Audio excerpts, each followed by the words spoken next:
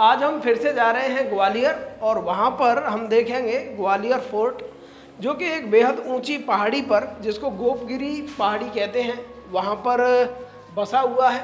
और साथ ही साथ हम वहाँ देखेंगे सास बहू का मंदिर, और सास बहू के मंदिर के साथ ही वहाँ एक जगह और है 80 खंबा की बावड़ी, तो उसको भी देखेंगे और उसके इतिहास को जानने की कोशिश करेंगे। किले से देखने पर ग्वालियर शहर कुछ ऐसा दिखाई देता है।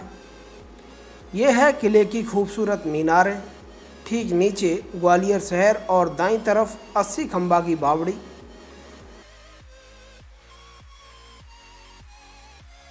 और थोड़ा दूर निगाह करी जाए तो लगभग 3 से 4 किलोमीटर दूर स्थित है सास बहू का मंदिर।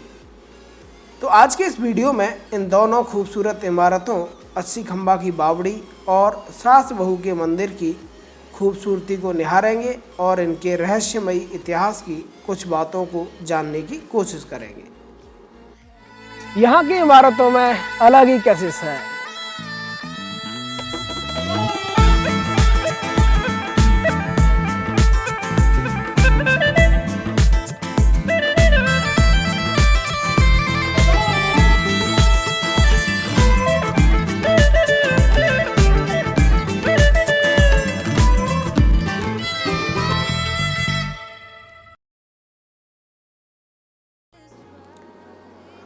ग्वालियर किले का ये मुख्य भाग है, जिसे मानसिंह महल के नाम से जाना जाता है।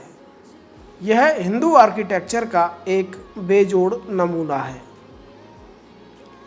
यहीं से बाईं ओर एक लंबा रास्ता गया है जो हमें सास बहू के मंदिर तक ले जाएगा। रास्ते में सबसे पहले पड़ती है 80 खंबा की बावड़ी। यह बावड़ी कभी पूरे किले के लिए पानी की आपूर्ति का साधन रही होगी। साथ ही इसमें से कुछ गुप्त सुरंगें ग्वालियर से बाहर खुलती थीं, जो बाहरी आक्रमण होने पर किले से बाहर जाने का रास्ता बनाती थीं। एक तरफ बावड़ी और दूसरी तरफ 80 खंभों पर बनी यह इमारत उस समय एक शिव मंदिर हुआ करती थी, जिसके ठीक मध्य में एक विशाल शिवलिंग स्थित था। ये इस शिवालय का मुख्य द्वार है और ऊपर इमारत के ठीक मध्य में गुंबज बना हुआ है। मुख्य द्वार के ठीक सामने ये किले के बुर्ज हैं, जहाँ से देखने पर ग्वालियर शहर का एक विहंगम दृश्य दिखाई देता है।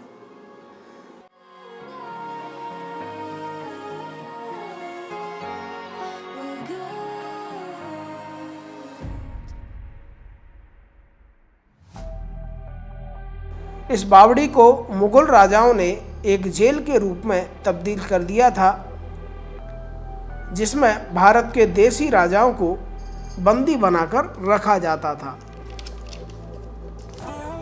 जहांगीर ने ऐसे ही 52 राजाओं को यहाँ कैद करके रखा था, जिन्हें सिखों के छठे गुरु हरगोविंद साहब ने रिहा करवाया था, जिसकी याद में किले में ही एक गुरुद्वारा बना हुआ है, जिसको दाता बंदी छोड़ गुरुद्वारा के नाम से जाना जाता है।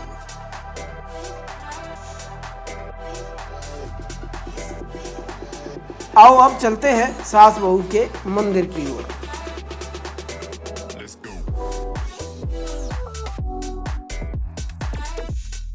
दस से 11वीं सदी के बीच बने ये दो मंदिर पास पास में ही स्थित हैं। इन मंदिरों को राजा महिपाल ने अपनी माता एवं पत्नी के लिए बनवाया था। वहीं दूसरी मान्यता के अनुसार ऐसा भी कहा जाता है कि इन मंदिरों को महिपाल ने अपनी पत्नी और अपनी पुत्र वधू के लिए बनवाया था। जहाँ पर ये जो बड़ा मंदिर है, ये दोनों ही स्थितियों में जो ये पहला और विशाल मंदिर है, इसे सास के लिए बनवाया गया था। इसमें कभी भगवान विष्णु की मूर्ति हुआ करती थी, परंतु मुगल आक्रांताओं के द्वारा उस मूर्ति को हटा दिया गया।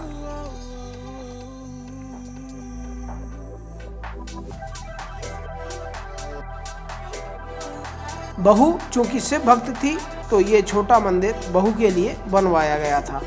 ऐसा लगता है कि इस मंदिर का वास्तविक नाम सहस्त्रबाहु मंदिर रहा होगा।